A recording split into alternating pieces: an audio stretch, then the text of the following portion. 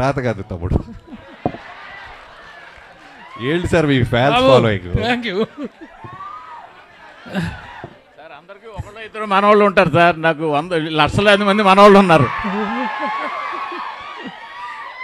Sir. Bobby గారు, చిన్న question sir. Bobby గారు, దేవిశ్రీ ప్రసాద్ గారిని మీరు ఇష్టపడి వదిలేశారా, కష్టపడి వదిలేశారా?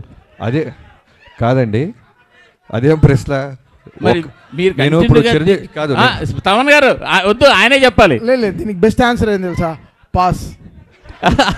అలా కుదురుతుంది కాదు సార్. మీరు బలవంతంగా వదలాల్సి వచ్చిందా, లేకపోతే ఇష్టపడి వదిలేరా? కాదండి, నేను 6 సినిమాలు చేస్తే 6 హీరోలు మారారు. కాదు బాబీ గారిని నేను మాత్రాన ఇప్పుడు నేనే ఇబ్బంది పెట్టా బాబీ గారిని.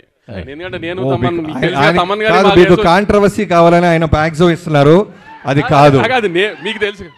కాంట్రవర్సీ కావాలని ఆయన ప్రయత్నిస్తున్నారు. ప్లీజ్, కాంట్రవర్సీ కాదు, అది సరైన ఆన్సర్ ఇచ్చారు. నేను ఇష్టపడి తమన్నా ఇప్పించాను చెప్పారు. కరెక్టే కదా. నన్ను తమన్నా దేవి అంటే నేను తమన్ అంటాను కదా, అలానే నన్ను అడిగారు తమన్నా దేవి అని తమన్నా అయిపోయింది. అంతే, కరెక్టే. మీరే, అది కాంట్రవర్సీ కాదు. కాదు ఒక డైరెక్టర్గా నన్ను అడిగా నేను చెప్తా.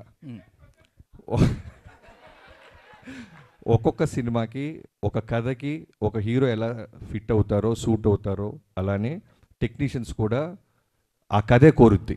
ఈ సినిమాకి తమన్ గారే కరెక్ట్ అని మీ టీం అందరూ భావించాం. సో తమన్ గారు ఈ సినిమాకి, ఇలాంటి సినిమాకి దేవి మ్యూజిక్ ఇవ్వలేరంటారా? మీకు మళ్ళీ కాంట్రవర్సీ కావాలి? కాదు, మీరు అంటున్నారు కదా, డిమాండ్ చేసి. కాదు తాతగారు, సారీ మూర్తి గారు, కాదు మూర్తి గారు, మీరు ప్రతి ప్రశ్నలోనూ వెతుక్కుంటే దానికి సపరేట్ సిటీకి పెడతారు. ఎందుకంటే ఒక సినిమా రాయడానికి ఎంత కష్టపడతామో, కాంట్రవర్సీ సైడ్ వస్తే మేము కూడా కొంచెం కొద్ది గొప్ప మీలాగా సపోర్ట్ చేయగలం. అది సపరేట్ మీటింగ్.